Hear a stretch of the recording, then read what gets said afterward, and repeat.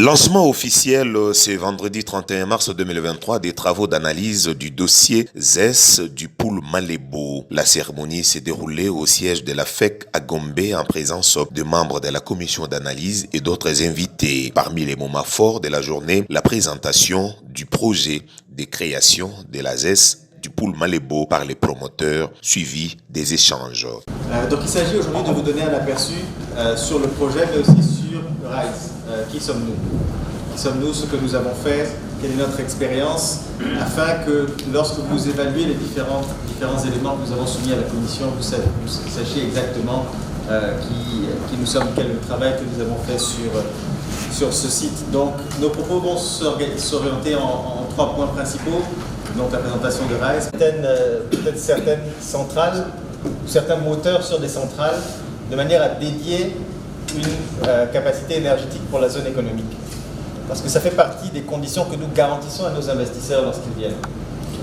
Le guichet unique, et donc le guichet unique est un élément clé de la réussite du projet. Et selon les explications du directeur général de l'agence de la zone économique spéciale, ce projet Kin Malébo offrira beaucoup d'opportunités à l'État congolais. À savoir que dans les capitales du projet, le gouvernement congolais à 40% et 60% revient à Raïs Sidik, qui est une société de Dubaï aux Émirats Arabes Unis, expérimentée dans ces domaines des Est en Afrique notamment, précisément au Gabon, au Congo-Brazzaville, en Côte d'Ivoire, au Bénin et au Togo. Nous allons travailler d'arrache-pied pour que dans 5 jours, donc à partir de lundi, que nous puissions avoir tous les éléments afin de permettre à la grande commission de pouvoir prendre la décision.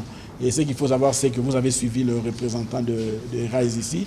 Ils veulent commencer les travaux d'aménagement de la zone à partir du mois de juin. Donc nous n'avons pas, nous, à tergiverser parce que c'est quand même un opérateur important. Et il est en partenaire avec l'État. Les autorités gouvernementales nombreuses sont déjà assez impliquées dans cette affaire ici. Donc nous sommes là pour les accompagner. Et je crois que nous avons intérêt, comme je dis là-bas, de travailler d'arrache-pied. La zone de Kin Malébo a plus ou moins 500 hectares, alors qu'il y a Malukona qui a 200 et quelques hectares.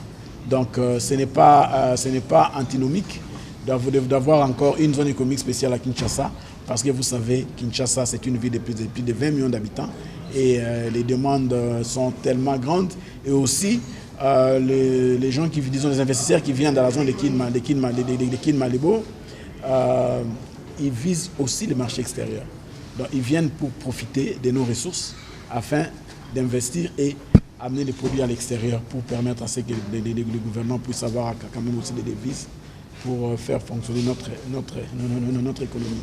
Le projet Kin Malébo sera exploité en télé à l'interland de Kinshasa sur un terrain de 500 hectares. Déjà, un accord cadre a été signé avec le gouvernement depuis septembre de l'année dernière.